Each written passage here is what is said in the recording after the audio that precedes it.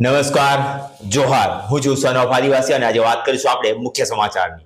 ડાંગ જિલ્લામાં કચરાના ખૂબ મોટા ઢગલા જંગલ વિસ્તારમાં જોવા મળી રહ્યા છે.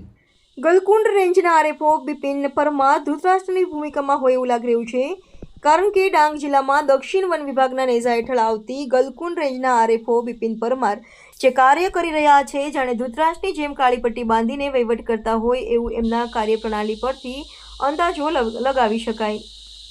જંગલની અંદર દૂર દૂર સુધી પ્લાસ્ટિકની બોટલો તેમજ પ્લાસ્ટિક જોવા મળે છે. ગલકુંડ રેન્જમાં આવતા બિલમાળ અર્ધનાગેશ્વર ધામ ઉપર મહારાષ્ટ્ર તેમજ ગુજરાતના શ્રદ્ધાળુઓ મોટી સંખ્યામાં આવતા હોય છે, પરંતુ ત્યાં કચરો કરીને પર્યાવરણને નુકસાન પણ કરતા હોય છે. ડાંગ જિલ્લાના જંગલ વિસ્તારોમાં ખાલી પાણીની બોટલો અને પ્લાસ્ટિકનો કચરો જોવા મળ્યો એ ચોક્કસપણે ગંભીર પર્યાવરણીય મુદ્દો છે.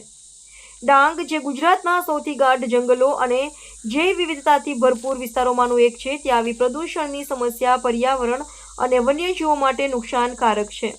હવે બિપિનભાઈ કાળી પટ્ટી ખોલીને જંગલનું જતન અને રક્ષણ કરે, સાથે દક્ષિણ વન વિભાગના વન સંરક્ષક શ્રી રવિપ્રસાદ એમની ફરજો યાદ કરાવશે. વલસાડ જિલ્લામાં જિલ્લા લેવલે આઈટીઆઈ સ્ટુડન્ટોની પ્રોજેક્ટ માટેની સ્પર્ધા યોજાઈ. વલસાડ જિલ્લામાં જિલ્લા લેવલે આઈટીઆઈ સ્ટુડન્ટોની પ્રોજેક્ટ માટેની સ્પર્ધા પારડી તાલુકામાં આવેલ ચંદ્રપોર આઈટીઆઈમાં યોજાઈ હતી, જેમાં સારા પ્રોજેક્ટ બનાવનાર વિદ્યાર્થીઓને ઇનામ વિતરણ કરી પ્રોત્સાહિત કરવામાં આવશે. આ પ્રોજેક્ટ સ્પર્ધા 16/4/2025 અને 17/4/2025 એમ 2 દિવસ સુધી ચાલશે. ગુજરાતમાં બેરોજગારીનું પ્રમાણ ખૂબ મોટા પાયે વધી રહ્યું છે, ત્યારે જ ધારાસભ્ય અનંત પટેલ મસીહા બનીને રોજગારી અપાવવા માટે આગળ આવ્યા છે. ધારાસભ્ય અનંત પટેલ અગાઉ પણ કંપનીઓને બોલાવી બેકાર યુવાનોને કંપનીઓમાં રોજગાર અને નોકરી અપાવવાની તકો કરી ચૂક્યા છે. આ વખતે પણ ધરમપુર ખાતે બેકાર યુવાનોને નોકરી અપાવવા માટે એમણે રોજગાર મેળાનું આયોજન કરવામાં આવ્યું હતું, જેમાં ધરમપુરમાં હજારો લોકો આવી પડ્યા હતા અને એમને જે રોજગારી હતી એ રોજગારીની તક પૂરી પાડવા માટે કંપનીઓ બોલાવવામાં આવી હતી. એ કંપનીઓ દ્વારા વિવિધ વિષયોમાં વિવિધ પ્રોજેક્ટોમાં જે બેરોજગાર હતા એમને રોજગારી આપવાનું કામ કર્યું છે. ધરમપુર તાલુકા ખાતે વાસદા ચીખલી ધારાસભ્ય શ્રી અનંત પટેલની આગેવાનીમાં યુવાનો માટે રોજગાર ભરતી મેળાનું આયોજન કરવામાં આવ્યું હતું, જ્યાં યુવાનોને રોજગારી મળે એ હેતુથી વિવિધ કંપનીઓ સાથે સંકલન કરીને રોજગાર મેળાનું આયોજન કરવામાં આવ્યું હતું. કંપનીમાંથી આવેલ અધિકારી શ્રી દ્વારા યુવાનોના સ્થળ પર ઇન્ટરવ્યુ લીધા હતા. મોટી સંખ્યામાં યુવાનોએ ભાગ લીધો હતો. આ ભરતી મેળાના આયોજનમાં ખાસ સહકાર આપનાર એવા નિર્મલભાઈ કે જેમના ઘરે ભરતી મેળાનું આયોજન કરવામાં આવ્યું હતું, સાથે લોકમંગમ ચેરિટેબલ ટ્રસ્ટના લીલમભાઈનો પણ આભાર કે જેમણે યુવાનોના રજિસ્ટ્રેશન કે અન્ય હેલ્પ માટે એમનો સ્ટાફ મોકલ્યો હતો. અને સામાજિક આગેવાન વિજયભાઈ અટારા, ધરમપુર આદિવાસી સમાજ પ્રમુખ શ્રી યોગેશભાઈ, ઉત્તમભાઈ ગરાસિયા, કમલેશભાઈ પટેલ, માજી નગરપાલિકા કોર્પોરેટર શ્રી ધીરજભાઈ, ખારવેલ ગામના સરપંચ શ્રી રાજેશ પટેલ, નરગદરી ગામના સરપંચ શ્રી દિનેશ ભોયા, વાકલ ગામના રૂઢિગ્રામ સભાના અધ્યક્ષ રાકેશ પટેલ, મહેશ પટેલ, ધર્મેશ પટેલ, સામાજિક આગેવાન રામદાસ ભોયા, રીતેશ પટેલ અને યુવાનો હાજર રહ્યા હતા. વલસાડ જિલ્લાના ધરમપુર તાલુકામાં રોજગારલક્ષી ભરતી મેળો રાખવામાં આવ્યો હતો અને એ ભરતી મેળામાં અલગ અલગ કંપનીની એજન્સી આવ્યા હતા અને એમણે કામગીરી વિશેની વાતો કરી હતી. અમારો આદિવાસી સમાજનો એક જ ઉદ્દેશ્ય છે કે અહીંના બેરોજગારો યુવાનો, શિક્ષિત યુવાનોને નોકરી મળે અને નોકરીમાં એમને સારો એવો પગાર મળે, એમનો પરિવાર આર્થિક રીતે સદ્ધર થાય, એ અમારો હેતુ છે. આજે ઘણા બધા યુવાનો, નોકરી વાંચુ યુવાનો આવ્યા હતા અને અલગ અલગ કંપની દ્વારા ઇન્ટરવ્યૂ પણ લેવામાં આવ્યું હતું. આવનારા દિવસમાં અમે કપરાડા છે તેમજ ડાંગ વિસ્તાર છે અને ફરી પાછા ધરમપુરમાં અમે અલગ અલગ કંપનીઓની સાથે લોકોને રોજગારી અપાવવા માટે આવીશું. અખિલ ભારતીય સંસ્થા ક્રીડા ભારતી દ્વારા આર્ટ્સ એન્ડ કોમર્સ કોલેજ વ્યારાના પટાંગણમાં અને ડિસ્ટ્રિક્ટ લેવલ સ્પોર્ટ્સ સ્કૂલના સહયોગથી રસ્સા ખેંચ સ્પર્ધા યોજવામાં આવી હતી. આ સ્પર્ધામાં 20 ટીમોના 160 ખેલાડીઓ, ભાઈઓ બહેનોએ ભાગ લીધો હતો. આ કાર્યક્રમમાં ક્રીડા ભારતી ગુજરાત પ્રાંતના ઉપાધ્યક્ષ શ્રી પુરુષોત્તમભાઈ ઠુમ્મર ઉપસ્થિત રહીને માર્ગદર્શન આપ્યું હતું.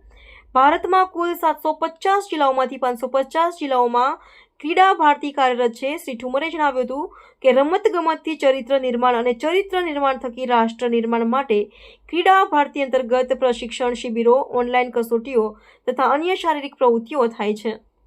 સંસ્થાના ઉદ્દેશ અને વિવિધ કાર્યોની તથા ઉત્સવોની વિવિધ છણાવટ કરીને તેમણે યુવાનોને પ્રોત્સાહિત કર્યા હતા. આગામી વર્ષ 2036માં ગુજરાતમાં ઓલિમ્પિક યોજાવાની સંભાવના હોવાથી ક્રીડા ભારતી વધુ યુવાનોને રમતોમાં જોડાવા પ્રેરિત કરવા માટે સતત પ્રયત્નશીલ છે. નવસારી કૃષિ વિજ્ઞાન કેન્દ્ર ખાતે પ્રાકૃતિક ખેતીના વિષય પર એક દિવસીય ચિંતન શિબિર યોજાઈ. પ્રાકૃતિક ખેતીમાં જીવામૃત તકનીક તથા નર્સરી વાવેતરની કામગીરી અંગેની તાલીમ અપાઈ.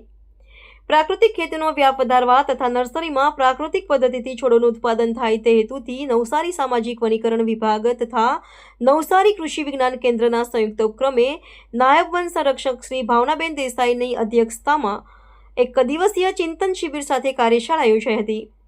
આ પ્રસંગે નાયબ વન સંરક્ષક શ્રી ભાવનાબેન દેસાઈએ જણાવ્યું કે નર્સરીના ઉચ્ચ ગુણવત્તાવાળા છોડના ઉત્પાદન માટે રાસાયણિક મુક્ત પ્રાકૃતિક પદ્ધતિઓ ખૂબ અસરકારક છે. આવા ઉપાયો દ્વારા ખેતી સાથે જોડાયેલા લોકોને નવું જ્ઞાન મળી શકે છે તે ચિંતન શિબિરનો મુખ્ય હેતુ છે. શિબિરનો મુખ્ય હેતુ રાસાયણિક આધારિત ખેતીમાંથી પ્રાકૃતિક ખેતી તરફ પરિવર્તન, પર્યાવરણ મૈત્રી ખેતી પદ્ધતિઓ, જમીનના સ્વાસ્થ્યનું સંરક્ષણ તેમજ નર્સરીના છોડાના ઉત્પાદનમાં ગુણવત્તા તથા પ્રમાણ વધારો કરવા અંગે યથાસંભવ પગલાં બાબતે ચર્ચા કરવામાં આવી હતી. પ્રાકૃતિક ખેડૂત પ્રતિનિધિઓ તેમજ સંલગ્ન સંસ્થાઓના પ્રતિનિધિઓએ ઉપસ્થિત રહી પ્રાકૃતિક ખેતીના વિવિધ પાસાઓ અંગે વિચાર વિમર્શ કરવામાં આવ્યું હતું.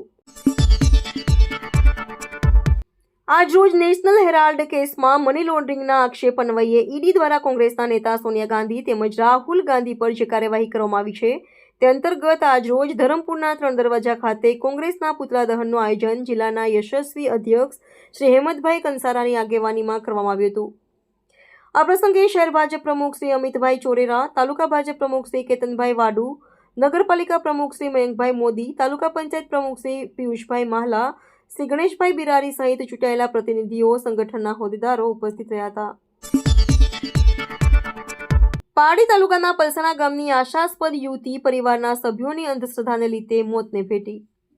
પારડી તાલુકાના પલસાણા ગામની આશાસ્પદ યુવતી પરિવારની અંધશ્રદ્ધાના વહેમમાં નીપજેલ મોત સમગ્ર ઘટના એ છે કે અર્જુનભાઈ સુખાભાઈ હળપતિની દીકરી ઉંમર વર્ષ 22 દિવ્યા હળપતિ જેને માતાજી આવતી હોવાની અંધશ્રદ્ધાના વહેમમાં સંબંધી જમાઈને બોલાવી માતાજી શરીરમાંથી કાઢવા માટે તાંત્રિક વિધિ કરાવી અગ્નિનો ડામ અપાતા દીકરીને અઠવાડિયા પછી ખેંચાવતા વાપીની ઓલી હોસ્પિટલમાં સારવાર અર્થે ખસેડાઈ હતી. દીકરીને સારવાર દરમિયાન તેનું મોત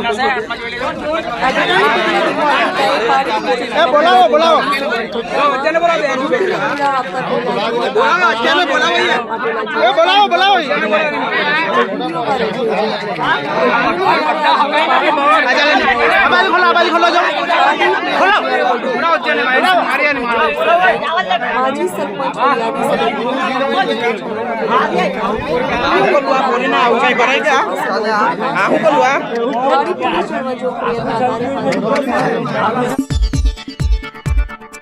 નવસારી જિલ્લામાં સ્વસ્થ ગુજરાત મેદસ્વીતા મુક્ત ગુજરાત અભિયાન અંતર્ગત તંદુરસ્ત જીવનશૈલી માટે લોકજાગૃતિના સુસંગત પ્રયાસો. નવસારી જિલ્લામાં આરોગ્ય વિભાગ દ્વારા 9,793 લોકોને મેદસ્વીતા મુક્ત જીવનશૈલી માટે પ્રેરિત કરાયા.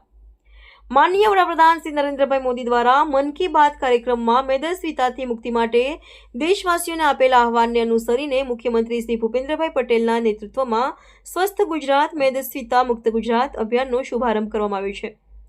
અભિયાનનો મુખ્ય હેતુ રાજ્યની જનતામાં સ્વસ્થ જીવનશૈલીની અભ્યાસ પ્રવૃત્તિ ઊભી કરીને મેદસ્વીતા સામે સામૂહિક જાગૃતિ અને લડત ઊભી કરવી છે. રાજ્યમંત્રી શ્રી કુંવરજીભાઈ હળપતિના હસ્તે અદ્યતન ડેપો વર્કશોપનું ખાતમુહૂર્ત કરાયું. ₹498.51 ખર્ચે 25,000 ચોરસ મીટર જમીન વિસ્તારમાં એસટી ડેપો વર્કશોપ નિર્માણ કરવામાં આવશે. તાપી જિલ્લાના સોનગઢ મુકામે નવીન એસટી ડેપો વર્કશોપનું ખાતમુહૂર્ત આજરોજ રાજ્યકક્ષાના મંત્રી શ્રી કુંવરજીભાઈ હળપતિ, આદિજાતિ વિકાસ, શ્રમ અને રોજગાર, ગ્રામ વિકાસ વિભાગના વરદ હસ્તે કરવામાં આવ્યું હતું. રાજ્ય સરકાર તરફથી ગુજરાત રાજ્ય માર્ગ વાહન વ્યવહાર નિગમને ઇન્ફ્રાસ્ટ્રક્ચર અપગ્રેડેશન પેટે ફાળવેલ સહાય થકી સુરત એસટી વિભાગના સોનગઢ એસટી ડેપો સાઇટ ખાતે આધુનિક સુવિધાઓથી સજ્જ આરસીસી ફ્રેમ સ્ટ્રક્ચરવાળા સુવિધાયુક્ત ડેપો વર્કશોપનું નિર્માણ કરવામાં આવશે. કુલ 25,000 ચોરસ મીટર વિસ્તારમાં 498.51 લાખના ખર્ચે આ બાંધકામ મંજૂર કરવામાં આવ્યું છે. આ વર્કશોપમાં 1,231 ચોરસ મીટર વિસ્તારમાં બાંધકામ કરવામાં આવશે, જેમાં depot manager office, admin room, tyre room, battery room, store room, oil room, electric room, long pit, short pit, water room તેમજ 4000 ચોરસ મીટર વિસ્તારમાં સીસીટીવી એક્સપ્લોરિંગ કરવામાં આવશે. જ્યારે પ્રથમ માળ પર record room, dispensary, rest room, ladies rest room જેવી સુવિધાઓ આપવામાં આવશે. આ અદ્યતન બિલ્ડિંગમાં સોનગઢ ડેપો હેઠળની 60 જેટલી બસોની મરમ્મત થશે. સાથે આ માટે ઉપલબ્ધ મશીનરીની જાળવણી પણ કરવામાં આવશે. આ ખાતમુહૂર્ત પ્રસંગે રાજ્યમંત્રી શ્રી કુંવરજીભાઈએ જણાવ્યું હતું કે બસો રિપેરિંગ થાય તે માટે આ વિશાળ સુવિધા ઊભી કરવામાં આવી છે. અત્યાર સુધી રિપેરિંગ કરવા માટે બારડોલી સુધી જવું પડતું હતું, જેનો હવે અંત આવશે. તેમણે જણાવ્યું હતું કે આજના જમાનામાં આપણને ગુજરાત એસટી નિગમ દ્વારા સ્વચ્છ અને સલામત યાત્રા મળી રહી છે. આ પ્રસંગે તેમણે નિગમના અધિકારીઓને કોરોના કાળમાં બંધ થયેલી બસોના ગ્રામ્ય વિસ્તારોના રૂટ શરૂ કરવા સૂચન કર્યું હતું.